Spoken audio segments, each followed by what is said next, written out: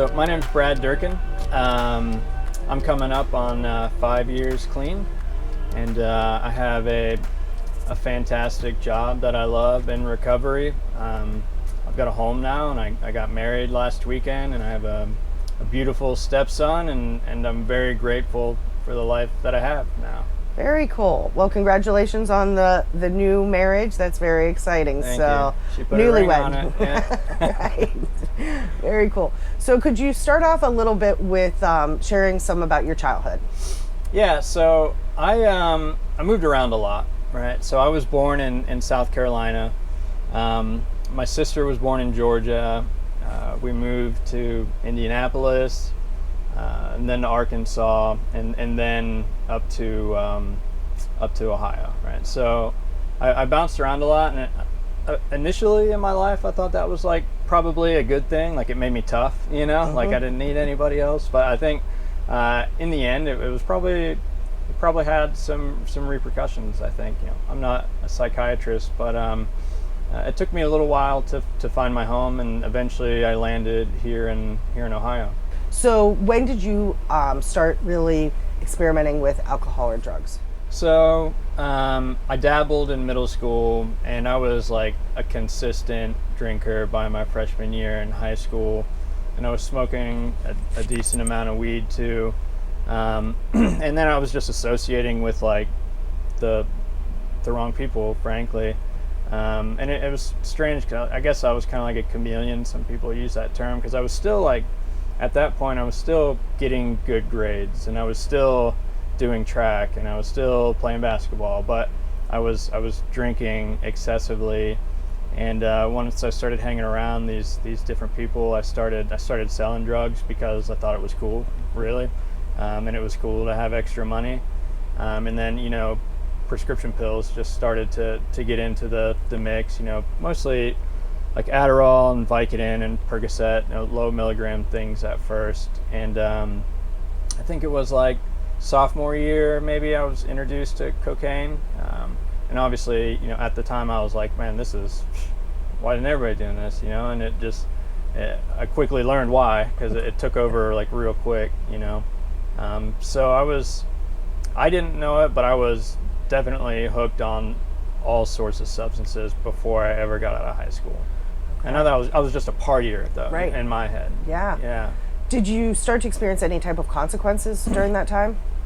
Yeah, so I got arrested a lot in high school.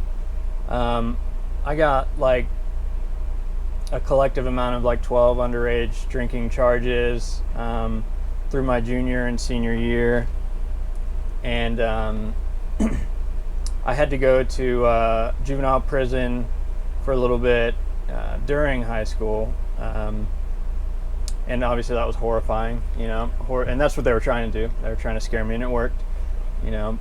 So I went to juvenile prison. I did a lot of house arrest. I was on probation.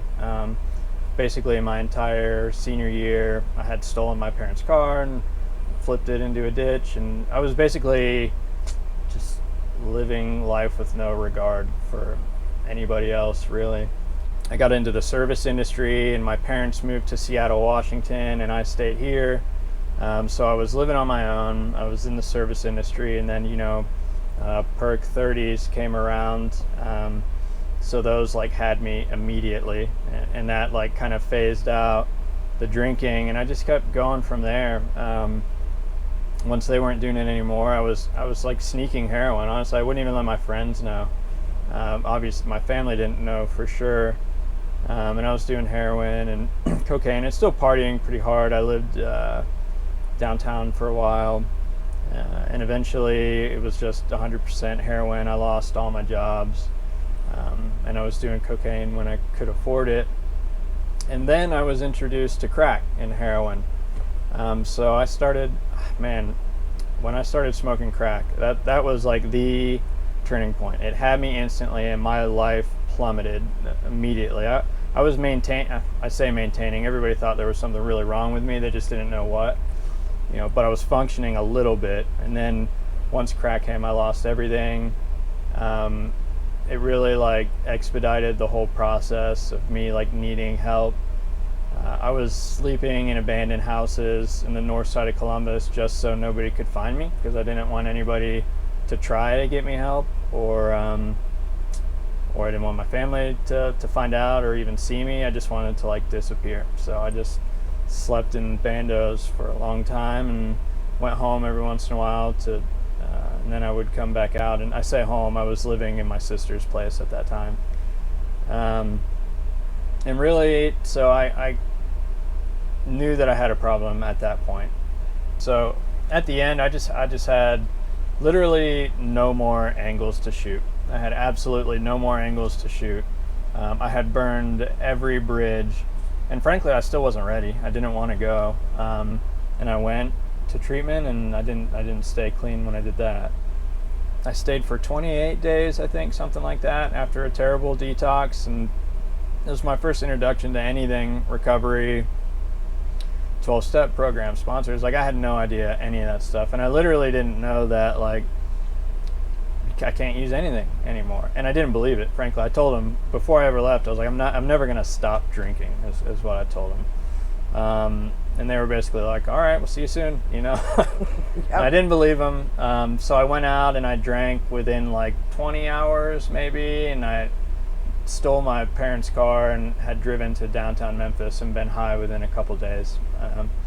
So my family was distraught again because they thought they had taken me to treatment, so I should be fixed now.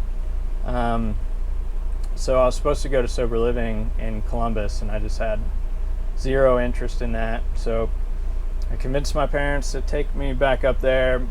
I went to this sober living. I lied to them about why I tested positive. They were going to give me a chance. I still not totally convinced, but I just didn't have anywhere to live or anything else to do.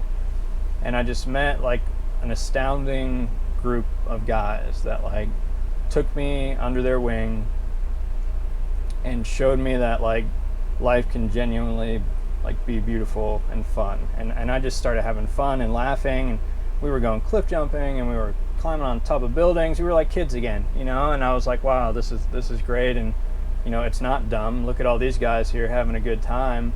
And then even if I had a bad day, I'd go back to this house with just a bunch of absolute clowns, and it felt like, you know, the world wasn't so tough anymore.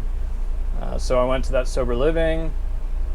I did an IOP program there. Eventually, you know, became a house manager, and I was like super proud of that. And then there was 3 phases. I went from 1 to 2 to 3. I had a job. I was working in a warehouse, and I was super proud of that too, because I was like getting up every day and getting to a job on time, and I had money.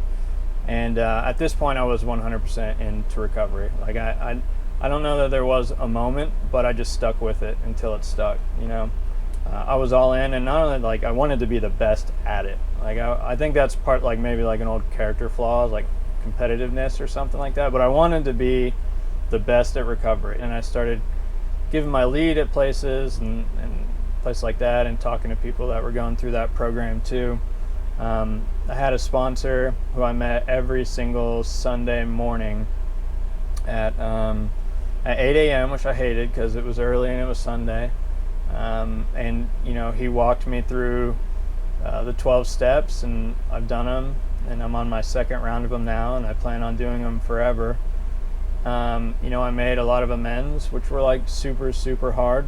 You know, sitting down with someone and saying like, I blew it, you know, like here are the things I did wrong, you know, what can I do to make it right? So eventually that girl I mentioned, for some reason, she stuck around. She saw me at my worst and stuck with me, you know, to where I am today. And frankly, I wouldn't be around if it wasn't for her too. There were a lot of times I told her, like, you should just go, because like I'm not gonna get this, you know, you should get out of here. She stuck around. You know, I didn't understand why really, but so we've been together for over 5 years now.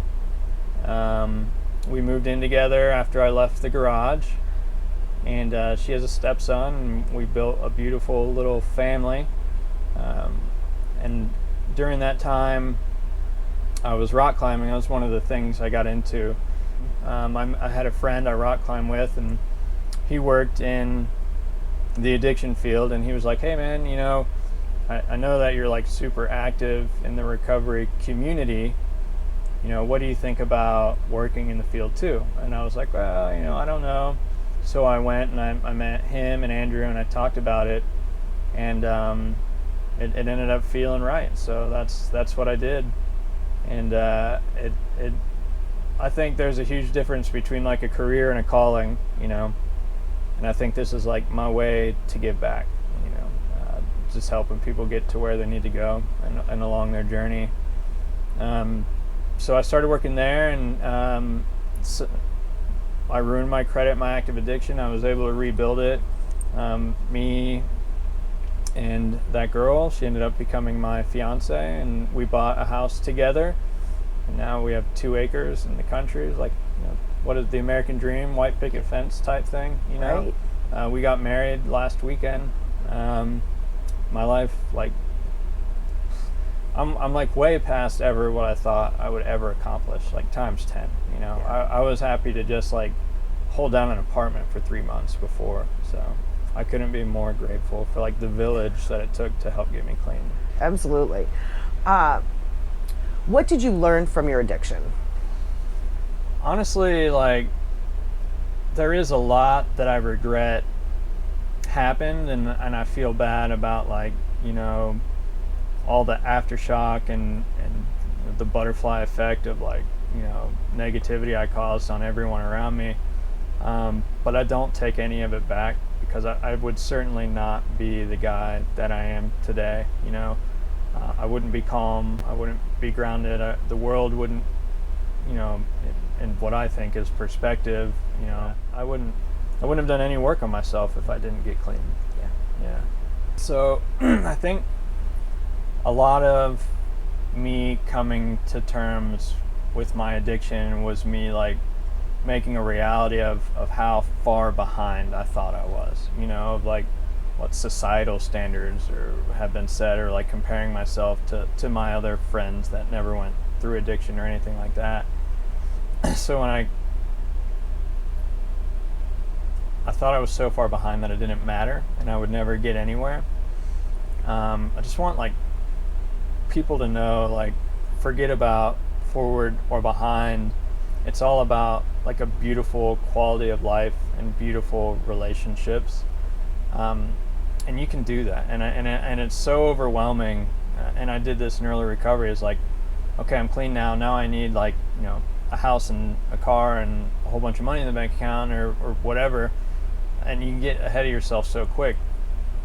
And just know that it takes one step at a time, and it's a fun, beautiful journey. If you let it happen, and you grow and you build great relationships and you mend them with your family. So just be in that moment and love it.